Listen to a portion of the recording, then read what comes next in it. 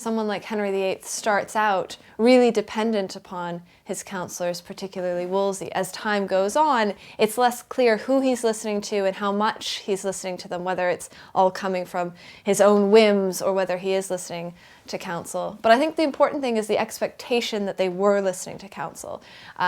Monarchs who didn't listen to counsel tended to go really badly for them, or if they were listening to the wrong sort of counsel.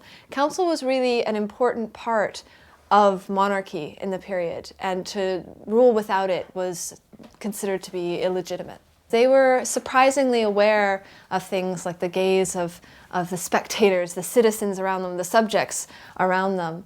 And there were attempts to use propaganda to get people on board or to convince people of things, especially as the period goes on. You get more print propaganda, more things coming from the crown. I guess the important difference, however, is the place of counsel. During the Tudor period, there was an understanding that counsel was essential. It helped to legitimize rule. That's almost less the case now, and counselors are often referred to as the people in the dark, the people that you don't want being sort of sharing the spotlight with a politician. I suppose the only counsel that's supposed to matter at this point is coming from the people themselves, not the ministers and advisors. And so there's often an attempt to downplay the role that they have.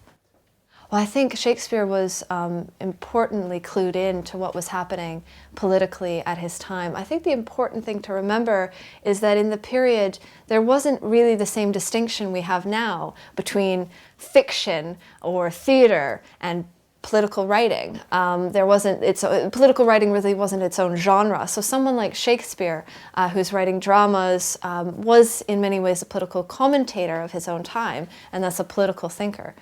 So Polonius, I think, is meant to be a critique of political counsel in the Elizabethan period.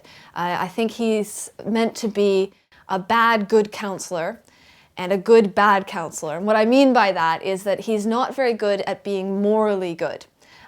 He's the best counselor in terms of being a philosopher or a humanist. He's really bad and sort of bumbling about that. But he is actually quite good at being a sort of Machiavellian counselor. So he's good at being a morally bad counselor. He does a lot of scheming. It doesn't work out for him hiding behind an heiress, but he does a lot of scheming and spying.